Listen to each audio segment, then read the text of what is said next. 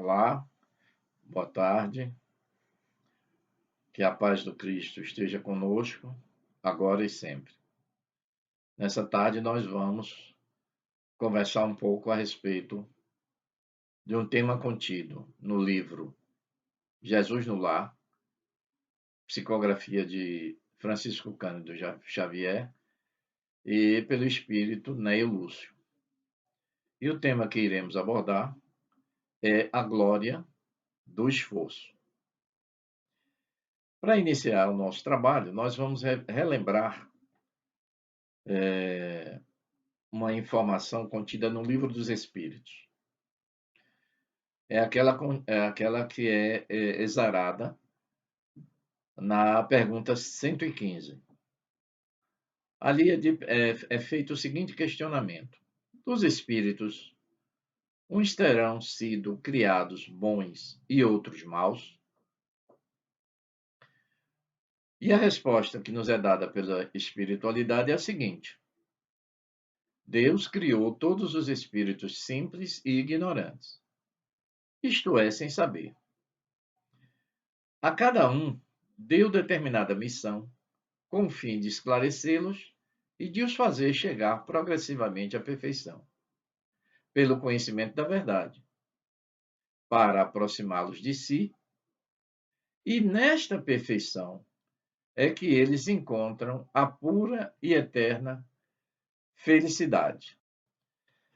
Algumas informações nós podemos retirar desse texto. Primeiro, fomos todos criados simples e ignorantes.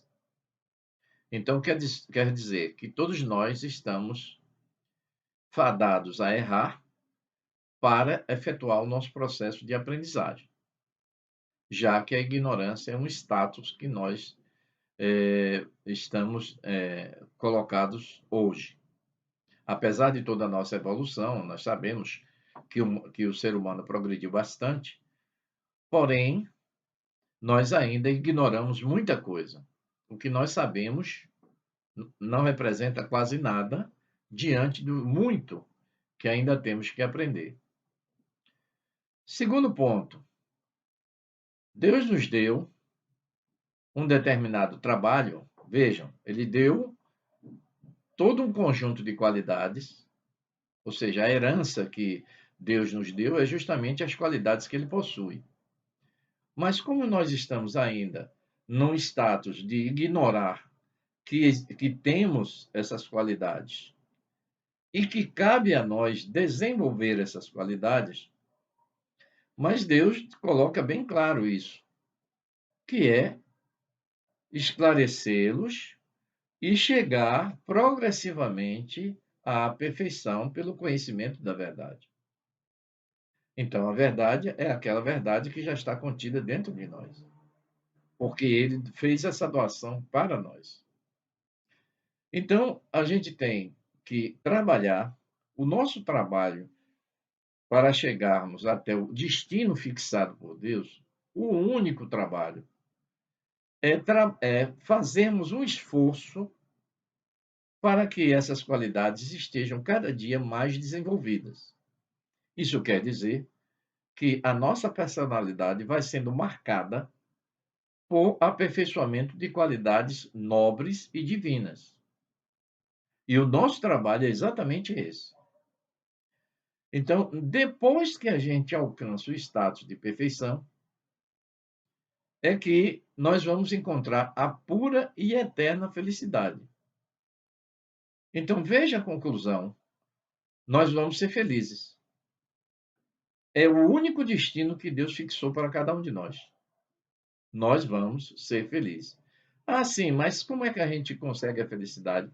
Ah, agora você tem que trabalhar para burilar, aperfeiçoar as qualidades divinas que estão contidas dentro de você. Por isso é que Deus nos deu a consciência, que consiste no você saber distinguir o que é certo do que é errado e escolher naturalmente o que é certo. Para quê? Para que a gente chegue mais próximo e com uma velocidade maior ao estágio de felicidade. Então, isso está estabelecido por Deus. O único destino fixado por Deus para nós é de sermos felizes. Muito bem. Vamos agora buscar outra etapa desse conhecimento. Para que a gente aperfeiçoe as qualidades, evidentemente, que nós não podemos imaginar que isso vai ser feito de um dia para a noite. Deus, na sua sabedoria,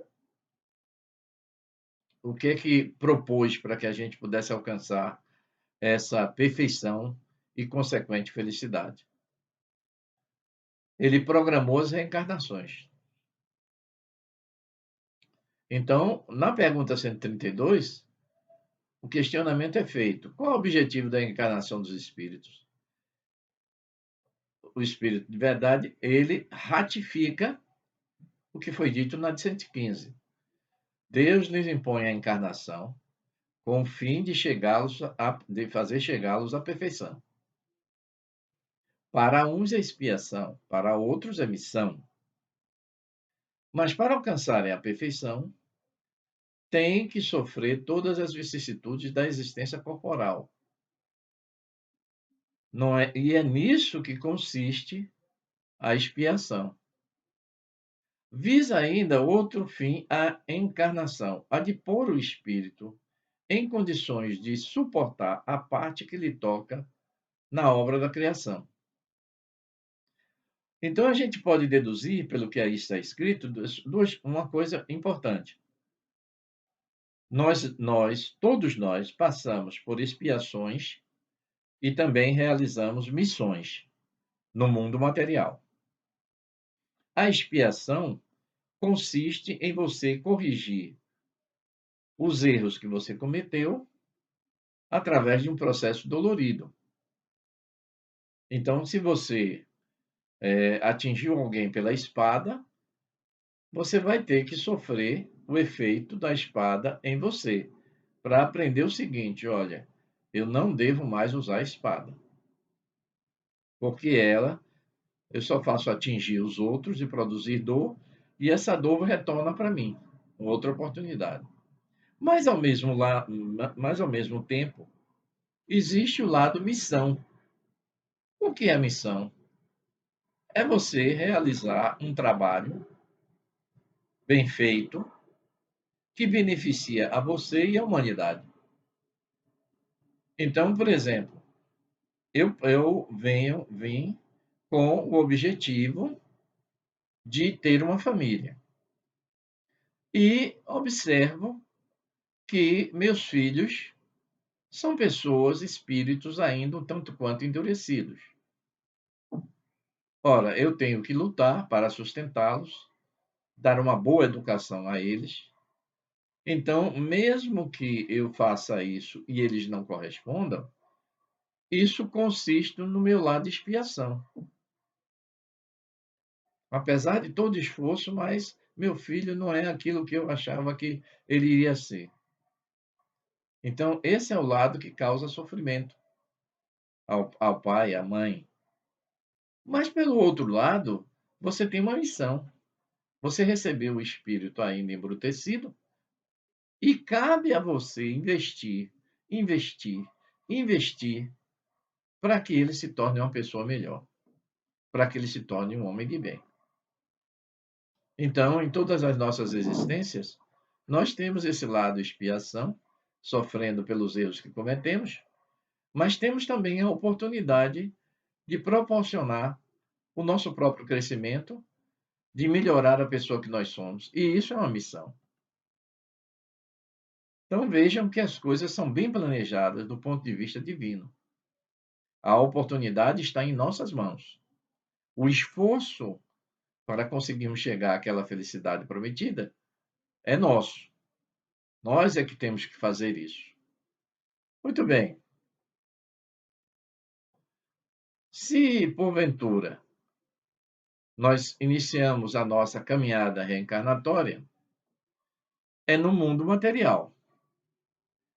E, gente, é possível que a gente olhe o panorama humano e ache que é quase impossível praticar lições do bem num mundo que é avesso à bondade, é avesso à renúncia, ao perdão. Vejam, não é que não existam coisas boas na humanidade, existem, evidentemente. Mas para que ela se evidencie com mais força, é preciso que muitas vezes ocorram situações como essa que nós estamos atravessando. Quando a gente vê o sofrimento generalizado, aí a gente desperta aquilo que tem bom dentro de nós. Então a gente vê muitas atitudes de solidariedade, não só no Brasil, no mundo inteiro. Então, isso é importante que a gente observe que nós só conseguimos botar para fora o que temos de bom, muitas vezes, forçado por situações circunstanciais que foram muitas vezes proporcionadas para nós mesmos em outras encarnações e que a gente tem o dever de lutar para fazer esse esforço na melhoria. Bom, tudo bem, eu não posso mudar meu passado, porque ele já está feito, né? Mas eu posso fazer um futuro melhor. Palavras essas de Chico Xavier. Muito bem. A maioria das criaturas, quando chega aqui, esquece do trabalho que tem que fazer, que é o autoaperfeiçoamento. E começam a se apegar às coisas materiais, que é uma vida de prazeres, sempre sonha em ter muito dinheiro, ter muitos bens, sem saber que muitas vezes, se isso caísse nas suas mãos, ao invés de proporcionar um crescimento, iria proporcionar um sofrimento. Aí é colocado da seguinte forma lá no texto de Neo Lúcio: entre o ensino e o aproveitamento, tudo depende do aprendiz. Então, não adianta a gente reclamar. Não adianta a gente reclamar. O que a gente tem que buscar é nos tornarmos pessoas melhores. Isso não pode parar nenhuma dúvida. Segundo ponto, nós, na medida em que vamos sofrendo, mas ao mesmo tempo vamos tendo atitudes boas, nós vamos crescendo. E isso faz com que a gente gradativamente consiga realizar a tarefa que viemos fazer aqui. Relembro o texto do Evangelho segundo o Espiritismo, que trata da questão do dever, e ele diz o seguinte, nesse texto: o dever é a obrigação moral da criatura humana, primeiro consigo próprio e depois com os outros. Quantas vezes a gente não se preocupa mais com a vida dos outros do que com a nossa? E por isso comete mais erros. E isso faz com que a gente fique infeliz, porque esses erros, que provavelmente trouxeram danos para alguém, e às vezes para o próprio indivíduo, então nós temos que pensar nisso e ir corrigindo a nossa personalidade, a nossa forma de ser, para sempre estar praticando o bem. O esforço que deve ser feito é esse. Não estamos dizendo que a coisa é fácil, estamos dizendo que é necessária. E não sendo feita, vai produzir situações extremamente desagradáveis para nós. E isso nós temos que estar atentos. Bom, a aquisição das qualidades nobres, melhor dizendo, o desenvolvimento das qualidades nobres, é, é feito através da glória infalível do esforço. Sem esforço, a gente não consegue. Por quê? Porque ainda temos muito arraigado dentro de nós condutas deploráveis. Então, todo homem, toda mulher que usarem as horas de que dispõem na harpa da vida, correspondendo à sabedoria e à beleza que Deus se manifesta em todos os lugares, os quadros do mundo inteiro, depressa eles irão absorver a grandeza e as sublimidades, convertendo-se em representantes do céu para os seus irmãos em humanidade. Então, aquele esforço de aprimorarmos nessa área espírita, sempre a gente chama a atenção das pessoas: olha, é necessário fazer reforma íntima. O que consiste a reforma íntima? É simples. Você olhar para dentro de si próprio, fazer uma autoanálise, encontrar os defeitos, descobrir as qualidades e começar a trabalhar para que os defeitos desapareçam e as qualidades se sobreponham. Nós temos um medo enorme de fazer isso. A gente não gosta de olhar para dentro de si, porque sabe que dentro de si existem falhas de caráter, falhas de personalidades, desvios da mais variada ordem. E a gente fica com medo, até porque a nossa sociedade sempre cobra de nós que nós sejamos verdadeiros santos. Então, na medida em que eu vivo em sociedade, eu não vou aparentar, não, espera aí, eu sou uma pessoa cruel, eu sei que eu sou, mas quando eu estiver em sociedade, vivendo com as outras pessoas, eu não vou me comportar de forma cruel, eu vou esconder isso. Se eu sou uma pessoa desonesta, eu não quero que os outros identifiquem em mim a desonestidade. Eu quero que as pessoas me vejam como uma pessoa extremamente honesta, não é? Que tem uma conduta irreprovável. E nós vamos, nesse processo, escondendo, não nos aprofundamos no autoestudo, escondemos dos outros as nossas falhas e, naturalmente, escondemos de nós mesmos. Então, a partir daí, o que que acontece? Como os defeitos continuam conosco, nós vamos sim praticar erros. Vamos praticar erros, sim. Por quê? Porque na nossa personalidade ela está deformada. Deformada pelos nossos defeitos. E quanto mais medo eu tenho de olhar para dentro de mim, menos identifico essas falhas, menos corrijo, menos desenvolvo as qualidades e menos eu caminho para a felicidade. Não vai adiantar eu me ajoelhar 10 vezes ao dia, fazer oração, pedindo a Deus que me faça feliz, se você continuar agindo da forma baseado nos teus defeitos. Eles têm que ser eliminados. E nós precisamos trabalhar continuamente para isso. Então, você tem uma expiação para cumprir, aquilo que a gente chama de karma, né? A gente fica tão preocupado com o karma e não sabe identificar sequer o que é karma. Gente, karma não é o sofrimento que atinge a nossa vida em função dos erros do passado. Karma pior são os defeitos que nós conservamos dentro de nós e continuamos praticando atitudes erradas. Porque aquelas do passado, nós vamos gradativamente carpindo e eliminando. Mas a que a gente está cometendo agora vai estar situada lá no futuro. A gente voltar e sofrer de novo. Imagine.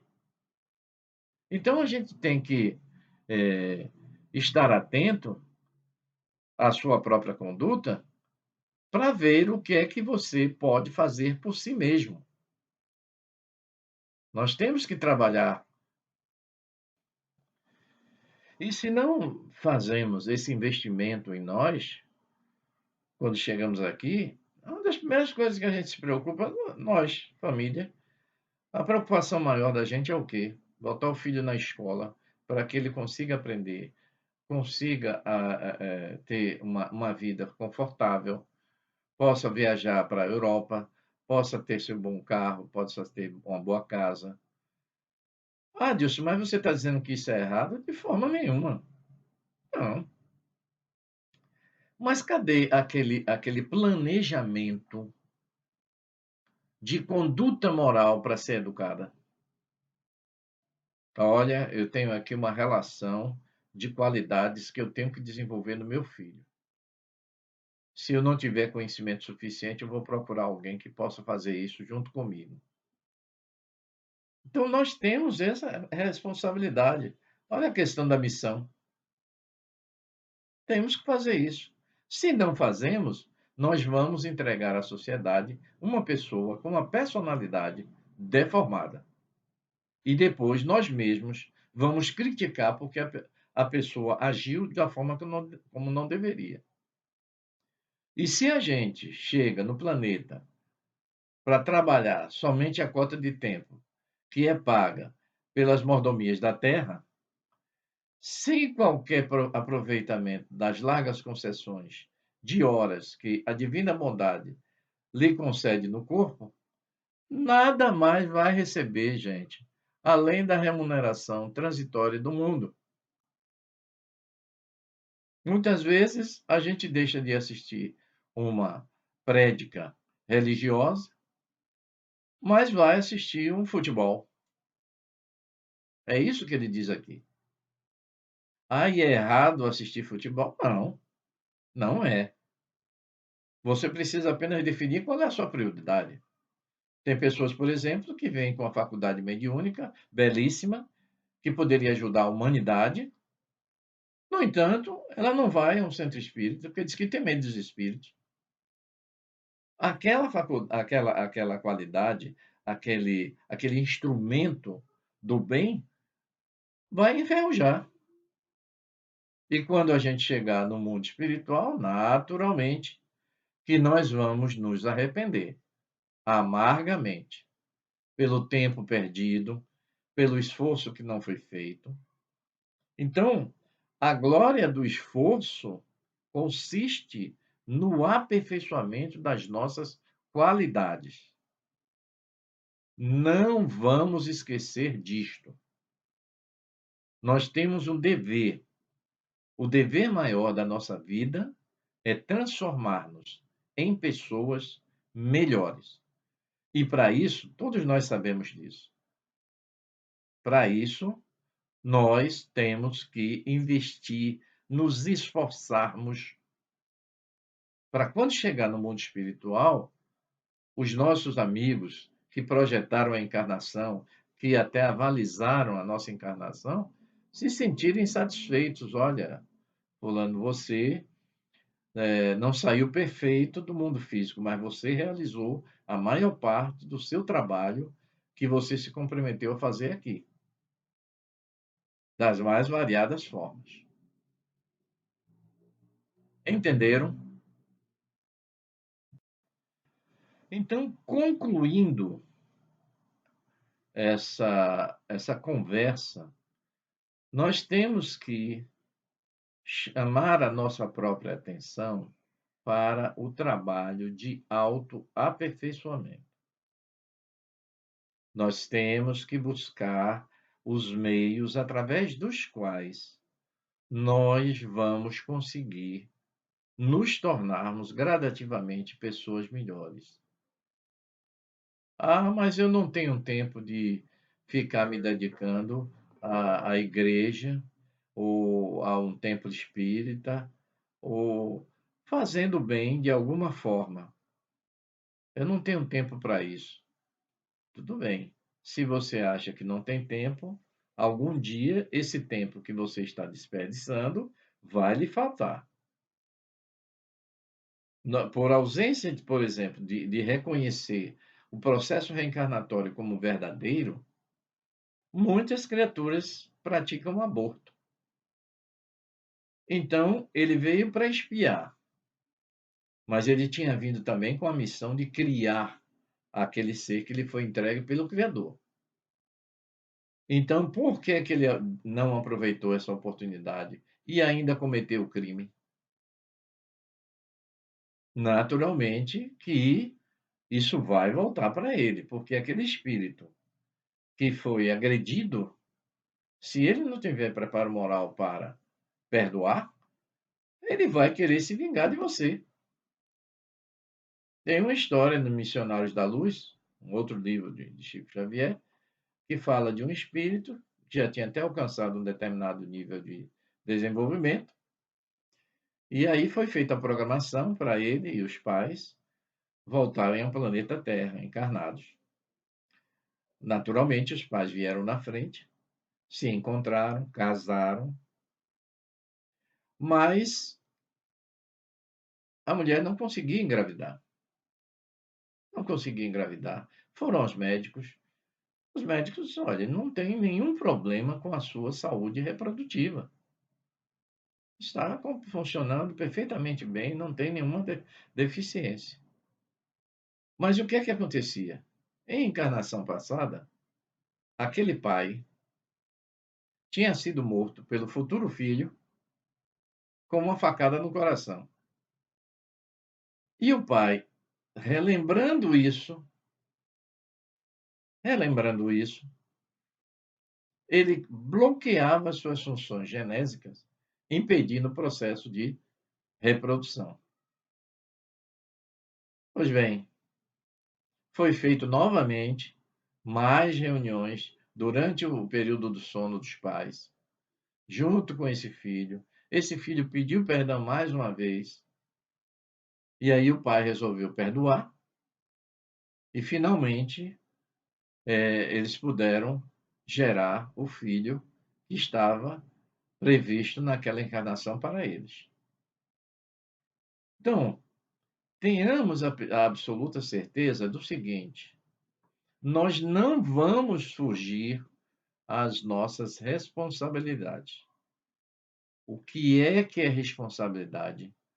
Eu tenho que me tornar uma pessoa melhor, um ser humano melhor, um espírito melhor.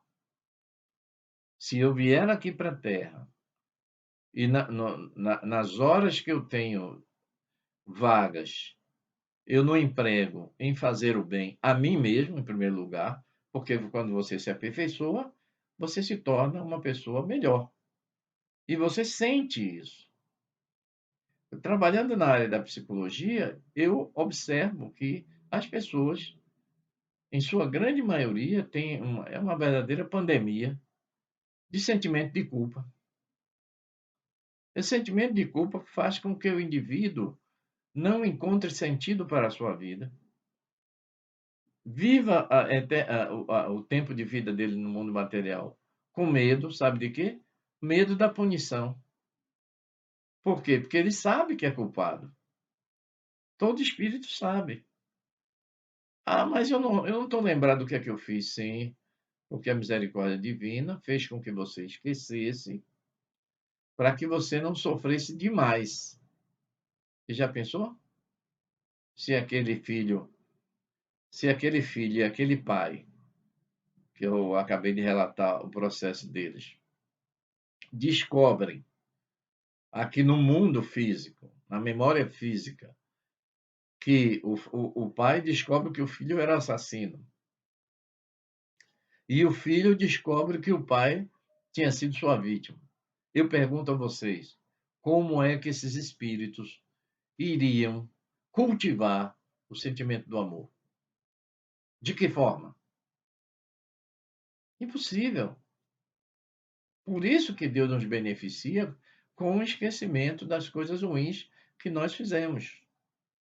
Então, já que ele colocou a gente nessa condição, o que a gente tem que fazer é o seguinte: bom, eu não, já que não é para me lembrar do que não presta no passado, eu vou agora investir no futuro, vou fazer o bem. Não, sabe o que é que a gente faz? Tem gente que me procura para mim, né, chega para mim e pergunta: "Ó Dilson, você conhece alguém que faça regressão de memória?" Eu digo: "Não, não, não, não conheço nem quero conhecer. Não recomendo a ninguém." Primeiro, por quê? Porque você pode a nossa cabeça vive cheia de sonhos. Num processo como esse, ao invés de você recuperar as lembranças do passado, você pode estar simplesmente se lembrando dos sonhos que você quer realizar. Segundo ponto é que numa situação como essa, em que você realmente regredisse até o passado, você traria de lá aquelas energias negativas do passado que você praticou. Terceiro ponto, teu anjo guardião não vai permitir que isso aconteça. Não vai. E ele é muito zeloso da tarefa dele. Então nós temos que nos contentar com o seguinte: olha, a minha vida é essa. Se eu quiser uma vida melhor, ótimo. Eu vou investir, eu vou me aprimorar, eu vou estudar. Mas, além disso, agora que eu estou com a minha vida estabilizada, tenho o suficiente para viver uma vida confortável, eu agora vou procurar ver o que é que eu posso fazer por outras pessoas. Eu tenho uma experiência pessoal que eu só cheguei a essa conclusão muitos anos depois de estar trabalhando. Eu cheguei à conclusão seguinte, que eu podia ter feito muito bem, muito mais bem às pessoas, utilizando o meu conhecimento profissional. Cheguei a essa conclusão. Eu poderia ter aproveitado aquele tempo. Não aproveitei. Ou aí eu procurei corrigir essa postura. Hoje eu não, claro, profissionalmente ainda preciso ganhar um salário, a remuneração da minha atividade, mas isso nunca se tornou o objetivo maior da minha vida. Não, eu tenho consciência de que eu preciso me tornar uma pessoa melhor. E cada coisinha que eu consigo fazer em prol de mim mesmo, tem um fenômeno que ocorre comigo e vai ocorrer com qualquer pessoa. Eu olho para dentro de mim e me vejo essa pessoa melhor. E eu gosto do que vejo. Ao invés de ficar pensando na culpa do passado delituoso que eu sei que tenho, eu não, vou construir uma coisa melhor para mim. Ah, mas você nunca errou? Não, errei sim, é natural. Meu nível de ignorância é imenso. Então eu naturalmente vou errar. Mas o meu investimento, a glória do esforço, é para que eu me torne uma pessoa com os sentimentos e as emoções equilibradas e superiores. Dá muito trabalho. Eu sempre digo às pessoas o seguinte: olha, preste atenção na sua vida, porque para você melhorar uma qualidadezinha, gente, dá um trabalho horrível. Então, se a gente não fizer um esforço, não pedir a Deus todo dia, para dar força para que a gente se torne essa criatura melhor, aquele homem de bem que é descrito na literatura espírita. Eu tenho que lutar para chegar àquele ponto. Eu tenho uma conduta que eu digo, eu quero chegar a ser como Jesus. As pessoas me olham assim, mas rapaz, você é muito orgulhoso, muito presunçoso. Não, eu não sou. Eu não, eu tenho perfeitamente a consciência de que eu estou a milhões de quilômetros do modelo que Jesus veio trazer.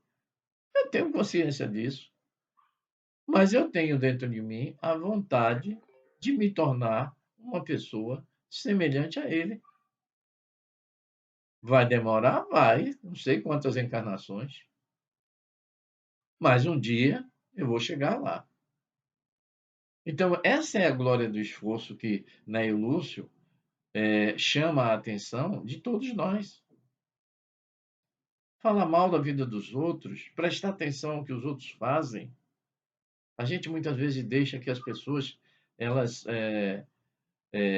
consigam dirigir as nossas vidas, consigam controlar e manipular as nossas tendências. Não, olhe para dentro de você, se esforce para olhar e depois que você olhar, descubra o que tem, porque com certeza tem coisas ruins, tem, mas tem também muita coisa boa. E o nosso dever é desenvolver as coisas boas que nós temos dentro de nós. E que a paz do Cristo nos ilumine, nos conduza e nos dê força para conseguirmos, cada vez numa velocidade maior, nos aproximarmos da felicidade destinada a nós por Deus. E que a paz do Cristo nos ilumine agora e sempre.